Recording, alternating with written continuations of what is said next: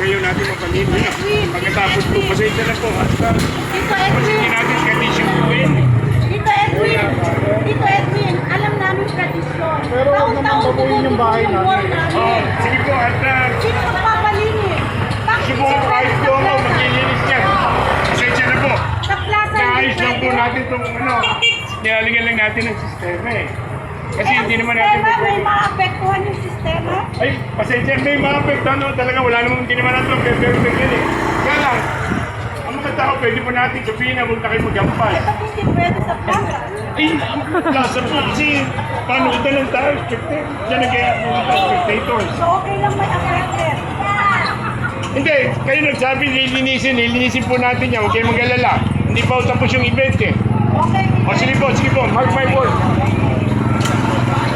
Kasi kailangan umiiyak eh. Sila naman hindi eh. Pabumbahan natin ng ano ng pera. Linisirahan niya yun. Para walang...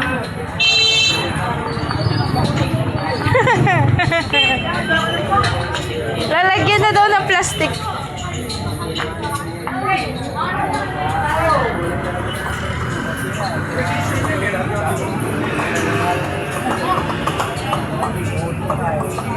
Hala, ang dami nga. Ano?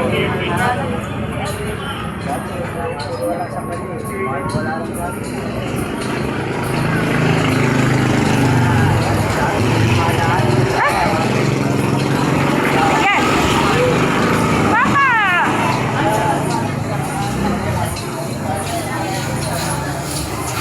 Ayun na, may ampas naman.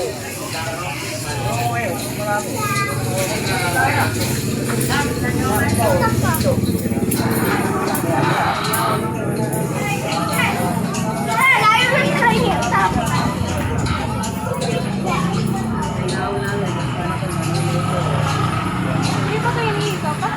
Or pinagpapawisan? Pagod lang. Oo, ito pa.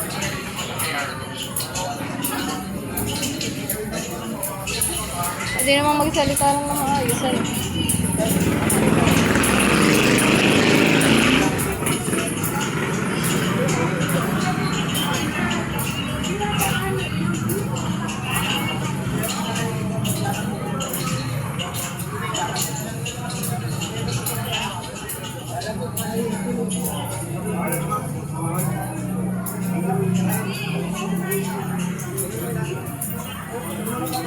Kaya pala may nakalagay, ayun na. Off limits. Ang hampas.